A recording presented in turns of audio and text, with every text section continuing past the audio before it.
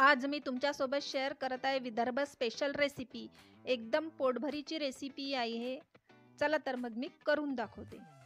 1.5 glass गव्हाचं पीठ घेतलं, मीठ घातलं, पीठ मळून घेतलं, थोडं थोडं पाणी घालून कडक पीठ मळायचं आहे। हे बघा आपलं पीठ मळून झालं। 15 मिनिटं त्याला झाकून ठेवलं। आता एक वाटण तयार करू। जिरं, हिरवी मिरची, धणे घालून, कढीपत्ता घालून एक वाटण तयार केलं। लसूण पण घातलाय त्यात।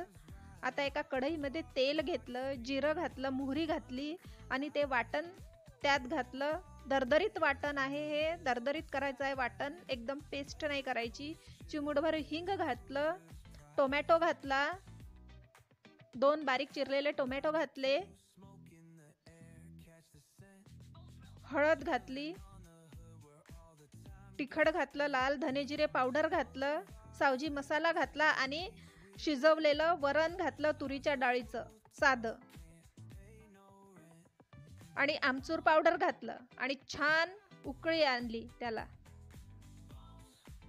हे वरण थोडं पातळच असते, पातळच करायचं असते, कारण की त्यात फळं घातली की ते घट्ट येतं।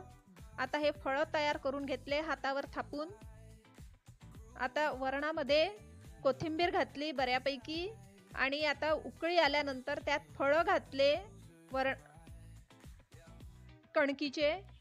हे बघा, एक गोष्ट लक्षात घ्या, उकळी आल्यानंतरच फळं घालायचे आहे।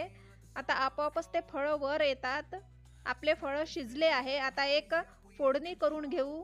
एका तडका पॅन मध्ये तेल घेतलं, मोहरी घेतली, जिरं घेतलं, लसूण घातला, कढीपत्ता घातला, लाल तिखट घातलं आणि ती चुरचुरीत फोडणी वरण फळावर दिली।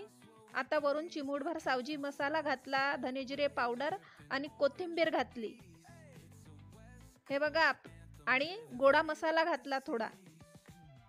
आपले वरण फळ तयार झाले आहे, मस्त चमचमीत आणि झणझणीत। एखाद्या वेळेस स्वयंपाक करायचा कंटाळा आला तर ही रेसिपी अतिशय उत्तम आहे। ही बघा आपली रेसिपी किती सुंदर, किती छान चमचमीत दिसत आहे। वाव, मस्त बढिया। तुम्ही पण एखाद्या वेळेस करून बघा ही विदर्भ स्पेशल वरण फळ। बाय। मस्त बढिया, वाव, एकदम पोटभरीची रेसिपी आहे ही।